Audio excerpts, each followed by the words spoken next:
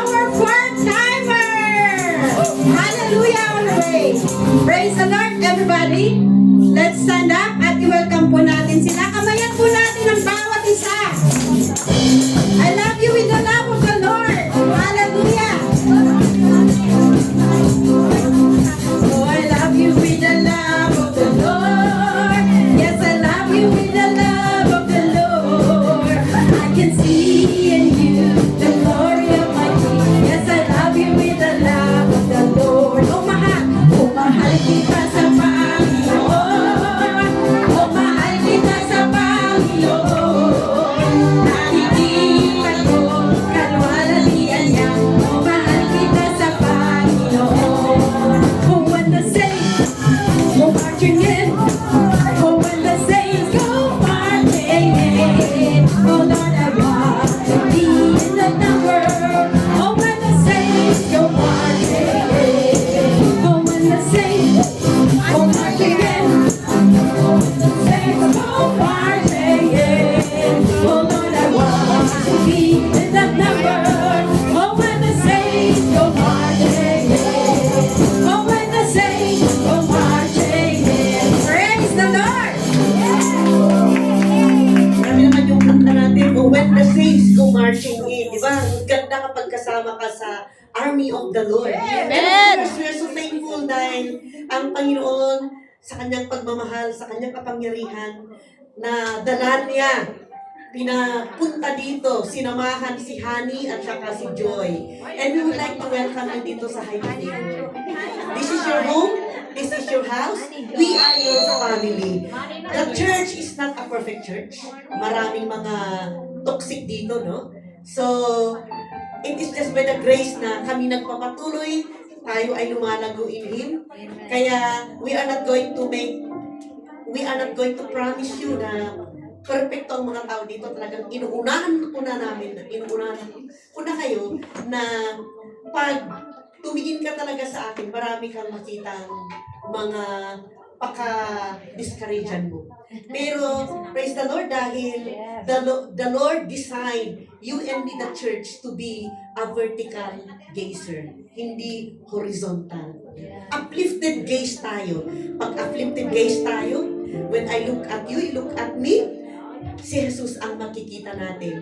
So I don't know if you will going to understand this, pero inunahan ko na kayo, no? Kasi baka mag-expect kayo dito na pag nandito na kayo ay, everything is will gonna be okay. Ang maganda dito, natututo tayong magmahal. Through the love of the Lord. Ang maganda dito, natututo tayong mag-forgive through the forgiveness of the Lord. Kaya we would like to really welcome you to become a part of this family, to become part of your journey. No? So before we are gonna let you go back to your seat, we would like to pray for you.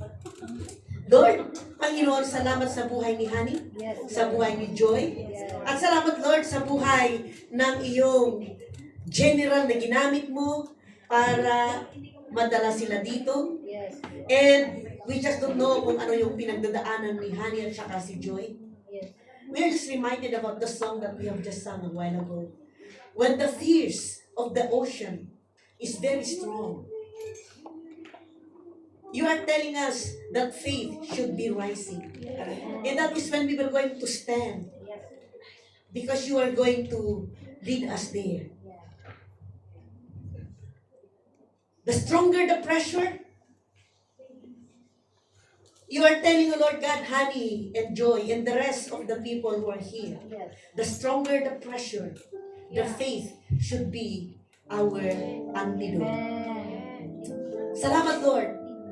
Whatever pressure, whatever discouragement, worries, anumang mga kabigatan ng daladala, mga problema, O Lord, na daladala nila, that distracting them.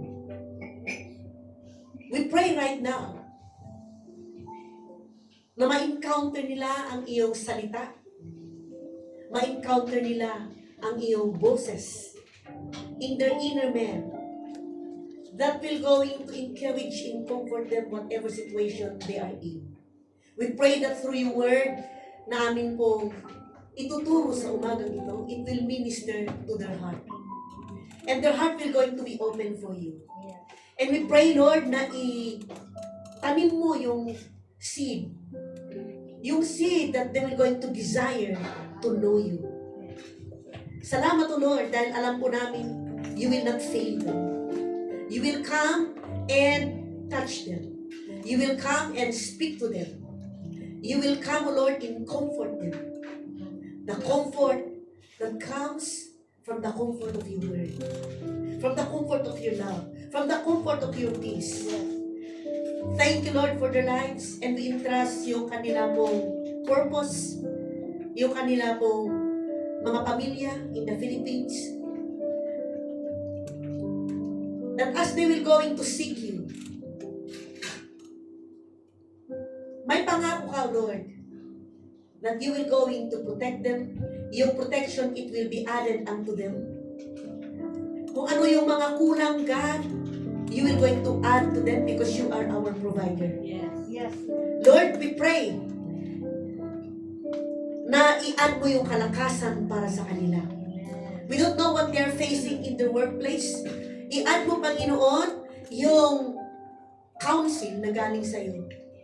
That they will going to see every negative situation to become positive, where they can see hope, where they can see light, where they can see strength at the end of the road.